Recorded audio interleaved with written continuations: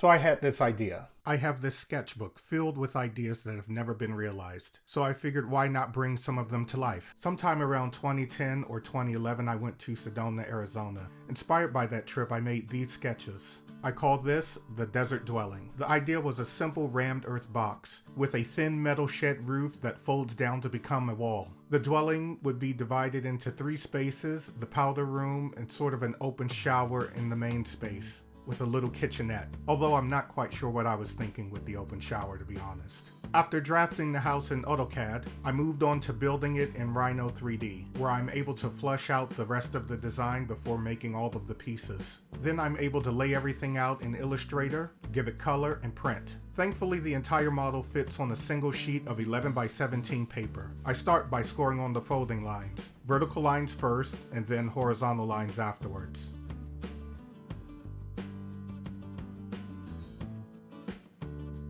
After that, I'm able to cut out all of the openings and prep for placing in the windows.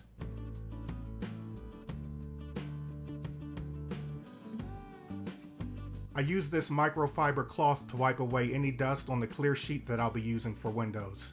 I simply lay the clear sheet over the window opening and lightly score the clear sheet, making sure the scoring lines are slightly larger than the window openings. I cut thin strips of translucent tape and attach one edge to the clear window piece and the other half to the paper using my fingertips to firmly press and rub out any air bubbles. I repeat these steps until all windows are in place.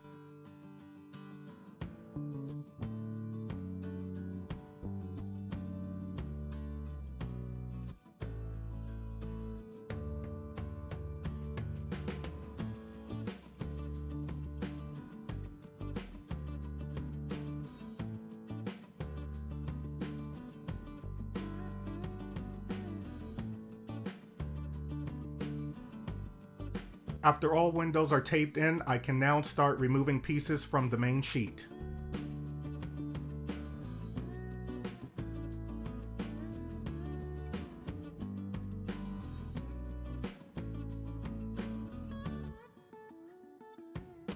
Now that I've completed removing all of the sheets, I've laid them out. There are roughly 80 pieces for this model kit assembly, and now I can start building.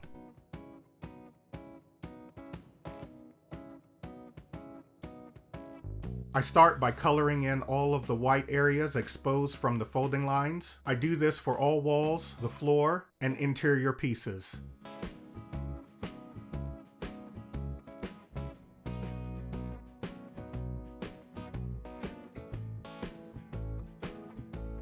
For coloring in the white lines from folding, I prefer to use chalk pastels.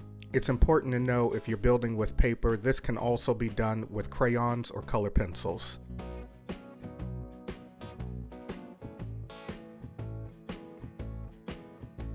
The main colors that I'm using for this model are brown, black, and this light gray to finish up the base.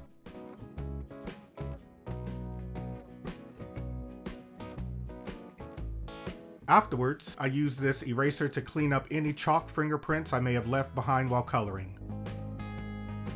Like with my previous build, I'm starting with the kitchen sink.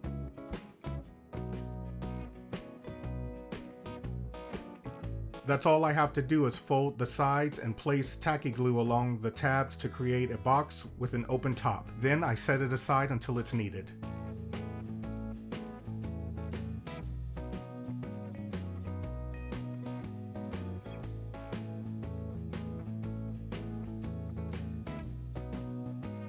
I can use the back of my X-Acto knife to curve the refrigerator door handle, and using my wood dowel, just add a little bit of white tacky glue onto the marked spot for the door handle.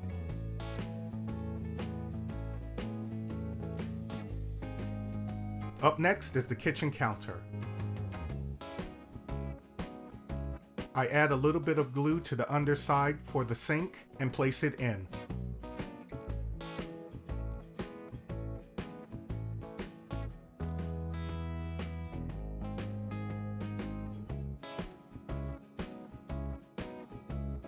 I repeat the same step to curve the faucet, but this time I use the wood dowel to shape the arc.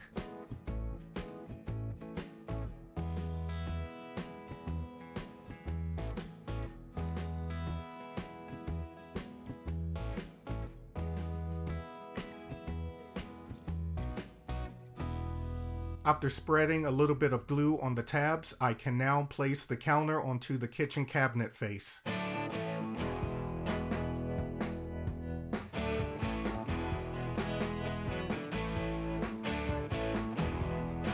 I finished this up by placing in the stove hood vent.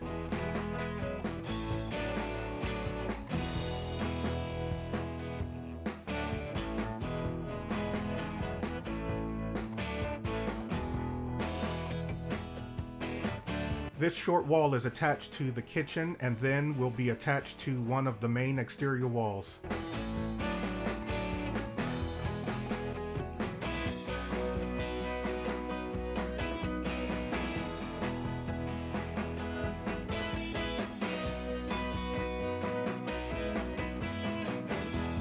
When the kitchen has been placed in, I set it all aside.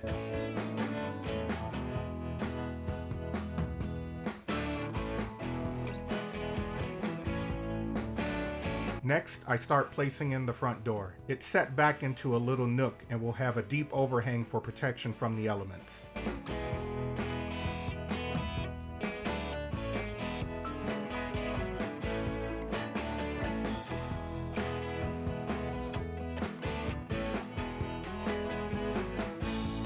Here you can see these are the two main walls that will make up the small desert shelter.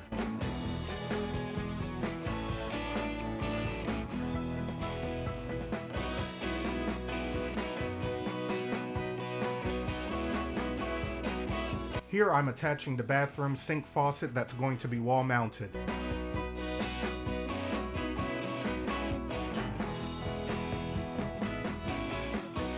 And on the back side, the shower nozzle.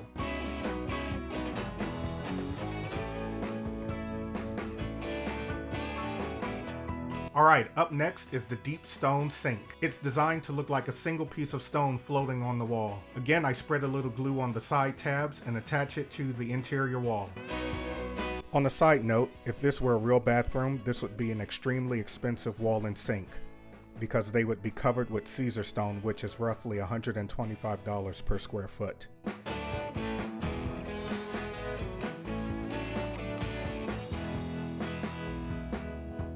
To make this build a little easier for myself, I go ahead and place artwork on the walls instead of waiting until everything is assembled.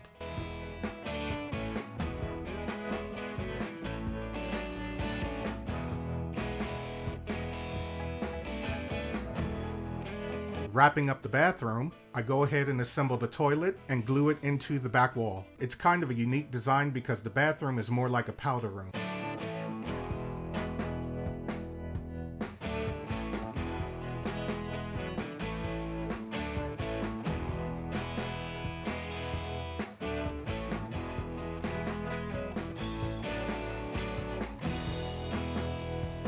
Now it's time to go ahead and join the two main walls.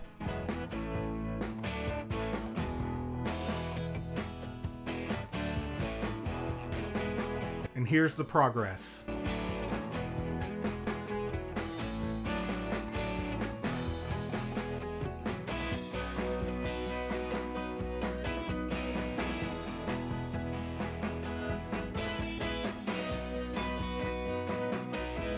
Getting closer to the end, the final step is attaching the upper portion of the wall above the front door, then moving on to the clear story windows.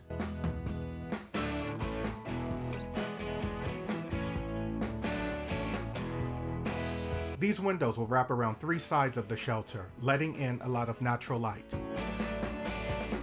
Another tool that comes in handy while building are a pair of metal tweezers. They come in handy for pressing in tabs and making sure that they are completely secured.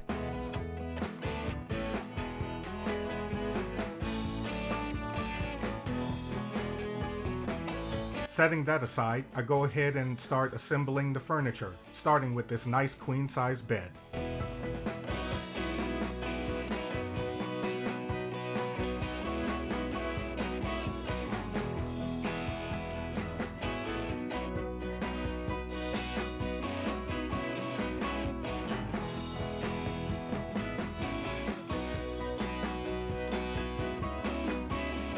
This bed is also unique in its design. Because of the limited space, I designed this long table that will be able to fit over the bed, making it easier to work from bed or Netflix and chill on the laptop.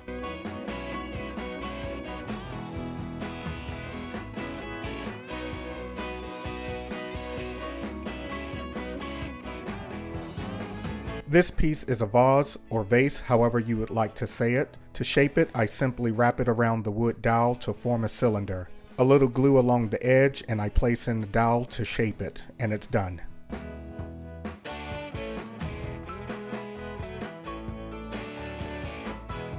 Continuing on with the furniture assembly, I go ahead and start building some of the outdoor furniture, starting with these lounge chairs, the dining table and chairs, and finish it up with the freestanding metal fireplace.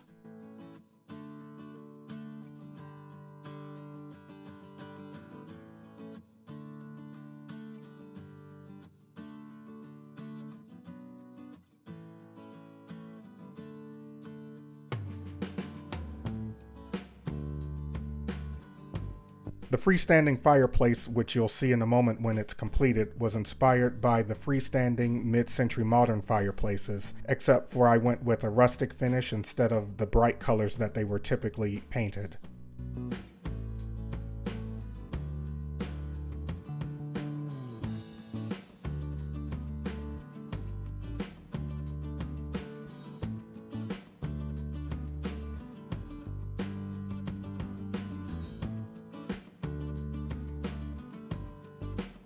I use this square piece of toilet tissue to make the bedding by simply folding it a few times, eyeballing the measurements, and then gluing it down before trimming off any extra tissue.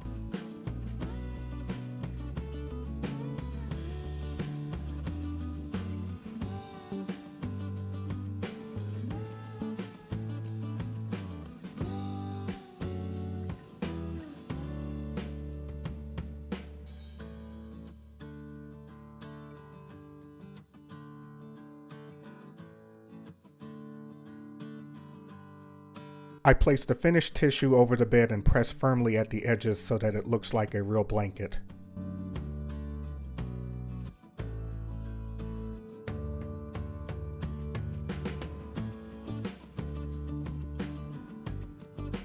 The extra tissue I cut into small squares to use as pillows.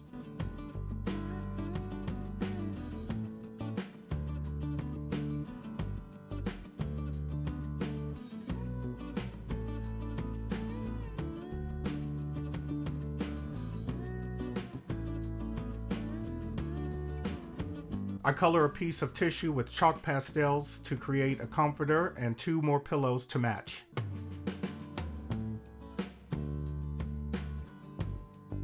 Making it look like real bedding, and as you can see, this is what it looks like when it's in place.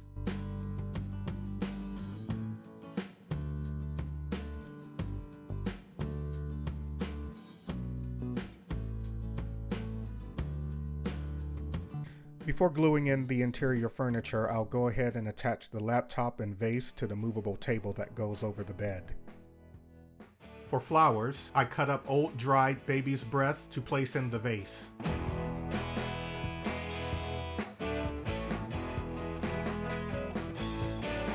Now that the interior furniture is completely assembled, I can finish up assembling the outdoor fireplace and dining table.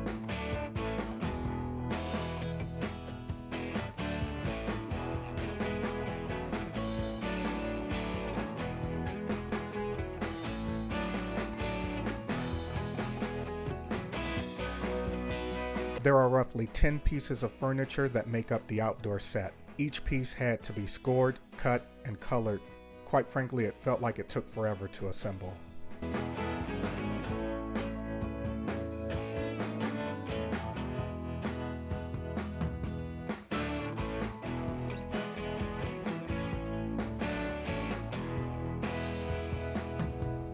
I used the same technique to assemble the dining table vase and then place in the dry flowers.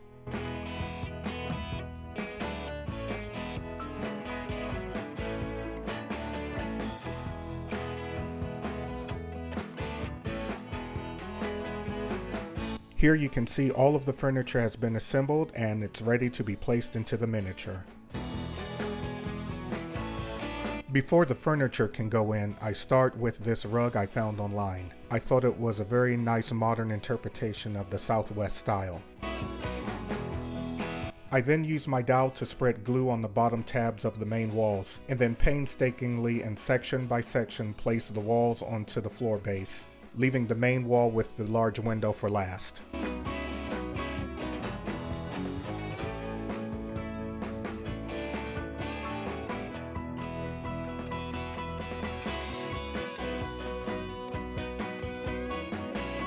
As I rotate the model around, check out the different architectural elements.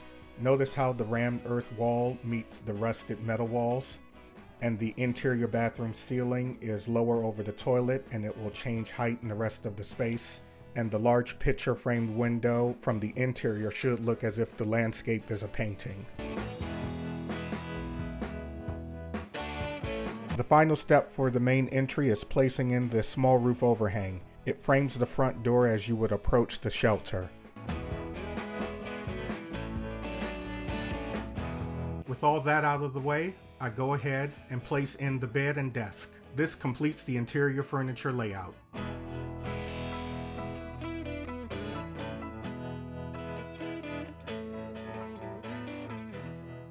Now looking at it and thinking back, I should have added a little more wall art. Perhaps a painting above the bed and another one on the other side, closer to the window.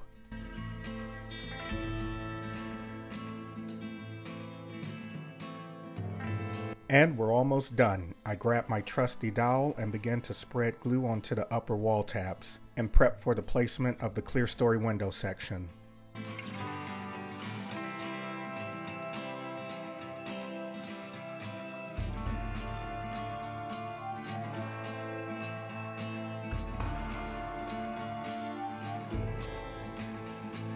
One of the last wall sections to be placed before putting in the roof is this window wall for the shower and clear story. Yes, I know the shower is completely open, but I figure you're out in the desert, nobody's around to watch you shower.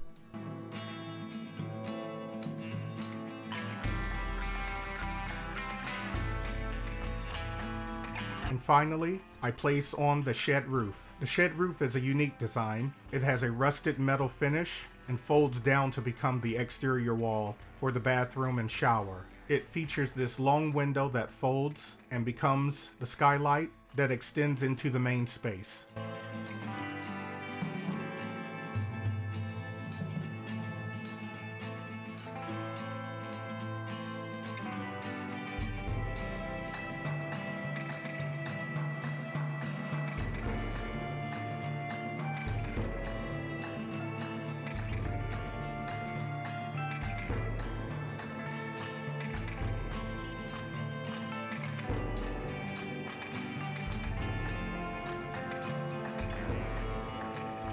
For the landscaping, on my last trip out to the desert, I gathered these plants and sand and rocks from my friend's yard to use as landscaping for this miniature.